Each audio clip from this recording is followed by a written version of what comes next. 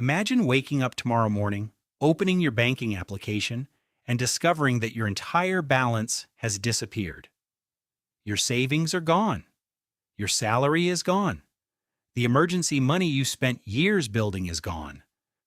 At first, you assume it is a technical problem, so you refresh the application, restart your phone, and try to log in again. But the number still says 0.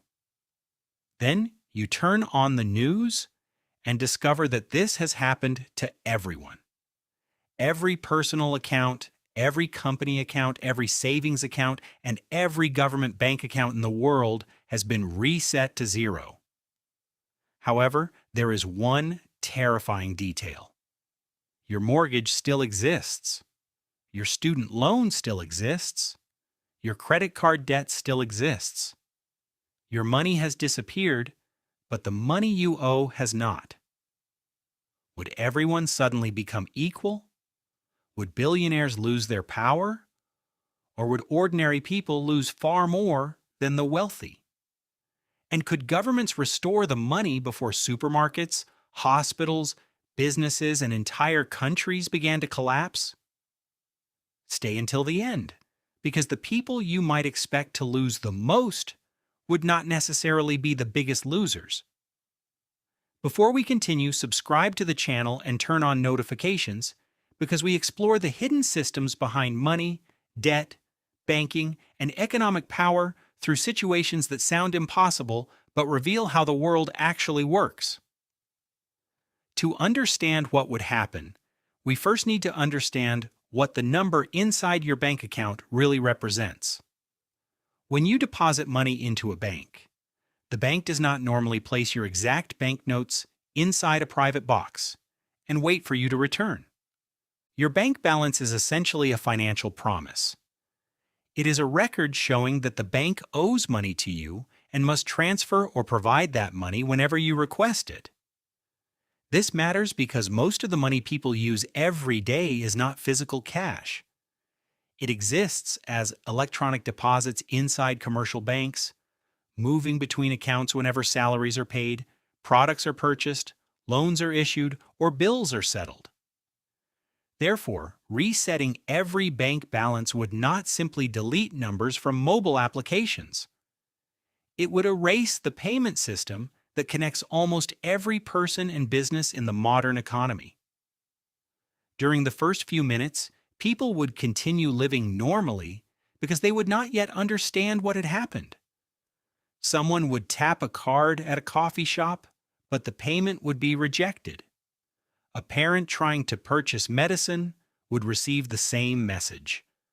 Drivers would attempt to buy fuel, commuters would try to pay for transportation, and families would try to purchase food, but their cards would no longer have functioning deposits behind them. Millions of people would immediately search for physical cash.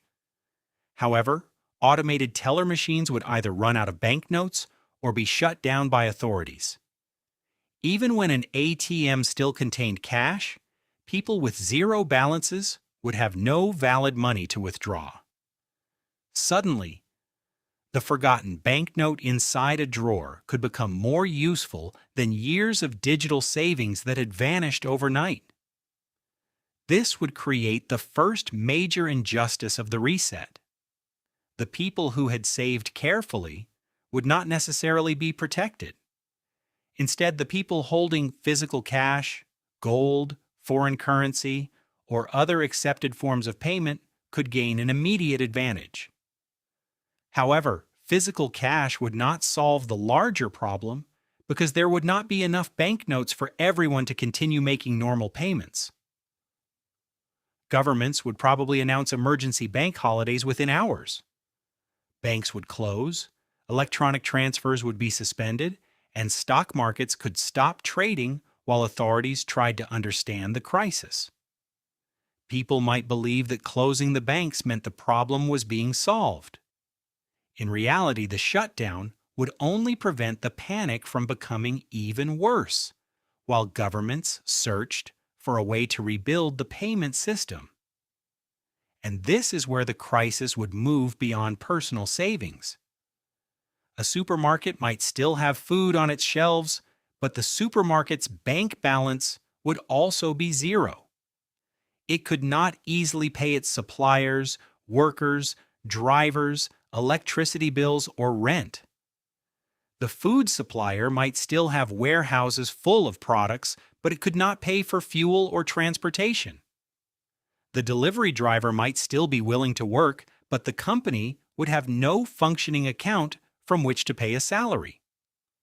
The world would still have food, fuel, factories, vehicles, workers, and knowledge. What it would lose is the trusted system used to connect all of them. This is how an economy filled with real resources could suddenly experience serious shortages. Hospitals would face an even more dangerous situation. Doctors, nurses, equipment, and medicine might still exist, but suppliers would need a reliable promise that they would eventually be paid. Governments would probably order hospitals, energy companies, food distributors, and transportation providers to continue operating. They might issue emergency guarantees or temporary payment certificates, which would effectively begin creating a replacement form of money. But the greatest conflict would begin when people asked one question: what happens to debt? Suppose you had $20,000 in savings and a $200,000 mortgage before the reset.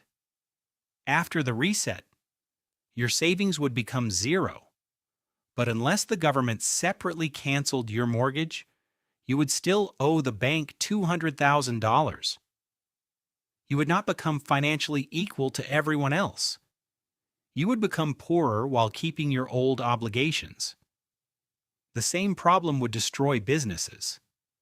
A company could lose all the money reserved for salaries while still owing rent, taxes, loans, and supplier payments.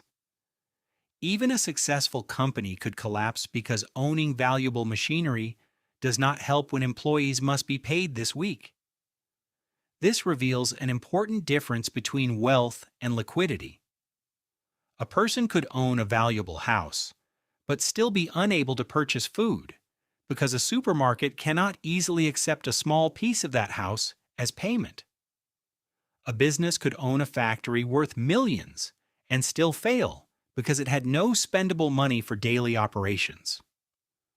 Now we reach the question that changes the entire story. Would billionaires become poor? They would certainly lose the money held in their bank accounts, but most billionaires do not hold their entire wealth as ordinary bank deposits. Their wealth is often connected to company shares, property, land, businesses, intellectual property, and other assets. Those assets might lose enormous market value during the crisis, but ownership records would not automatically disappear. A wealthy person who still owned factories, farmland, apartment buildings, or major companies would continue controlling real resources. Meanwhile, a normal worker whose entire financial security existed inside a savings account could lose almost everything. Resetting bank balances would therefore not reset total wealth. It might actually hurt ordinary savers more severely than people who already owned valuable physical and financial assets. Everyone's bank account might show the same number, but that would not make everyone equally powerful. Then there are the banks themselves. Bank deposits are money the banks owe to their customers. If those deposits disappeared but mortgages and business loans remained, banks could theoretically continue claiming payments from borrowers while no longer owing money to depositors. That would represent an enormous transfer of wealth from the public to the banking system. Governments would almost certainly face pressure to stop this from happening. They might cancel loans, seize banking assets, nationalize major institutions, or use bank assets to rebuild customer balances. Because allowing banks to keep their claims against the public after their obligations to the public had disappeared would create political anger on a scale rarely seen before. However, even if banks appeared stronger on paper, they would have lost something more important than money. They would have lost public trust. A bank can survive poor decisions, falling profits, and difficult economic periods, but it cannot function normally when people no longer believe their deposits will be available tomorrow. Without trust, people would refuse to place new money inside banks, businesses would avoid depending on them, and lending could collapse. So how could governments stop the disaster? The fastest solution would be to restore the old balances using verified bank records and transaction histories. Governments and central banks could create replacement money and return people as closely as possible to their previous positions. They would probably prioritize salaries, pensions, hospitals, food suppliers, energy companies, and other essential services. Temporary withdrawal limits might be introduced to prevent everyone from immediately converting restored balances into physical cash. However, restoring the total amount of money would be easier than deciding who deserved each part of it. Should every person receive an equal amount? Should governments return the exact balances people had before the reset?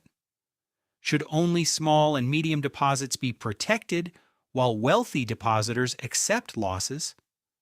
Should debts also be canceled, or should borrowers continue paying the same loans?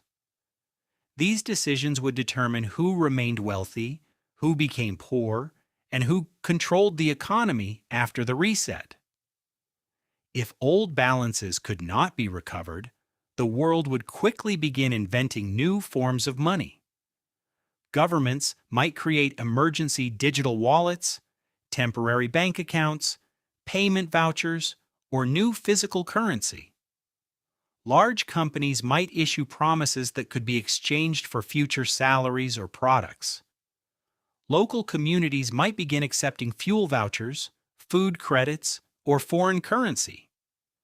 People would rebuild money because modern society cannot operate for long without a common way to measure value and settle payments.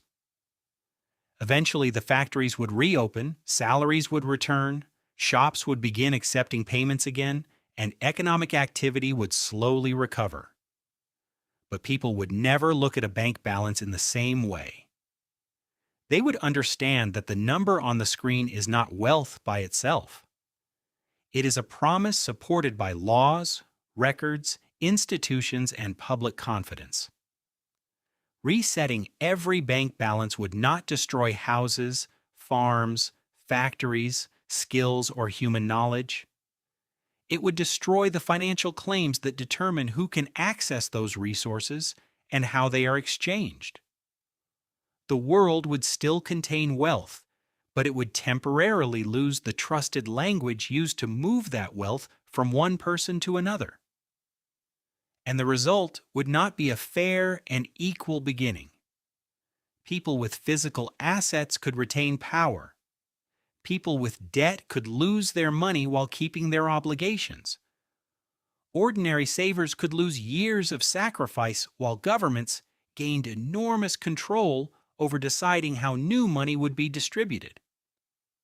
In the end, the most valuable thing after the reset would not necessarily be gold, property, cash, or cryptocurrency. It would be a financial promise that people were willing to trust. Now imagine that governments had enough power to rebuild the system. Should they return everyone to exactly the financial position they had before? Or should they cancel debts and create a completely new beginning? Share your answer in the comments and subscribe for more stories about the invisible financial systems controlling our everyday lives. Because your bank balance may look like a simple number, but behind that number stands one of the most powerful forces in the world: